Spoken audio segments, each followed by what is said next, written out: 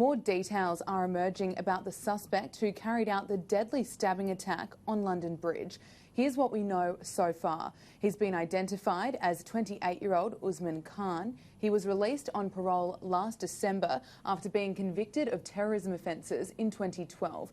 And he'd been attending a seminar on prisoner rehabilitation nearby before the rampage. 2 people were murdered, a man and a woman. 3 others are injured. 1 is in a critical condition. Usman Khan was jailed over his part in a plot to bomb the London Stock Exchange, Big Ben and Westminster Abbey. He was wearing a fake explosives belt and armed with 2 knives. Authorities have confirmed the attack began inside Fishmongers Hall at the north end of London Bridge, where a criminal justice event organised by Cambridge University was taking place. Sky News reporter Alex Rossi filed this report. Just before 2 p.m. on the northern side of London Bridge, a terrorist knife attack in broad daylight.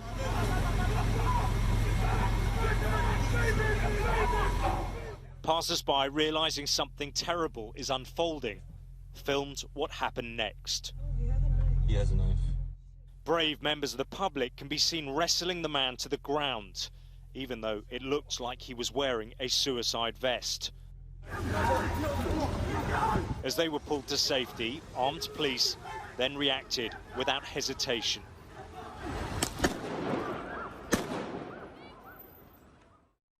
Two blasts ringing out, the man shot dead. The voices of frightened bystanders can be heard in the background of the video.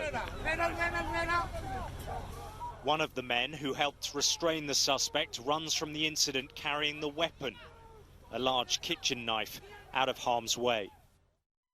This image shows the suspect's body. Police have now confirmed this was a terror incident and say he was wearing fake explosives strapped around his waist. It is with the heaviest of hearts that I have to inform you that, as well as the suspect who was shot dead by police, 2 of those injured in this attack in the London Bridge area have tragically lost their lives. My heart goes out to their loved ones and to the 3 further injured victims who I understand are being treated in hospital. All right, let's be sensible. Don't need to run, turn right, please. This part of London is always full of tourists and office workers. Thousands of people were ushered out of pubs and office blocks to safety, and it was clear police feared there may have been other attackers involved. Everyone keep moving, walking that way, please, out of the area. For those at the centre of the chaos, it was terrifying. We heard a series of shots, and I said to my friend, that's gunshots, and she said, is it? And I said, yes. So there's about 4 of them at first. Soon after that, probably about 2 or 3 seconds, there's about another 4 shots. The incident happened in the same area as the London Bridge attacks of 2017. Many people instinctively scrambling to safety when they heard the gunfire. We saw nothing. We just heard gunshots, like one straight after the other, and we just ran into the fridge, inside the fridge, and we just stayed there half an hour. The incident now appears to be over, but there is a huge amount of confusion here.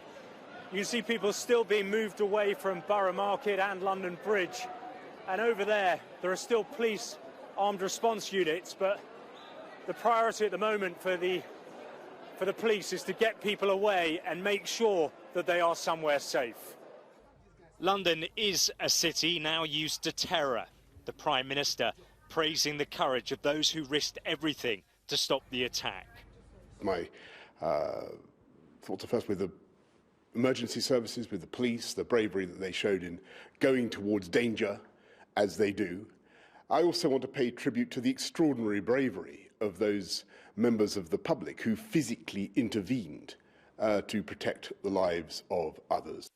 It has been a traumatic day for London. Police cordons remain in place and will do for some time, as officers continue to gather evidence at the scene and try and understand how terror once again came to the capital.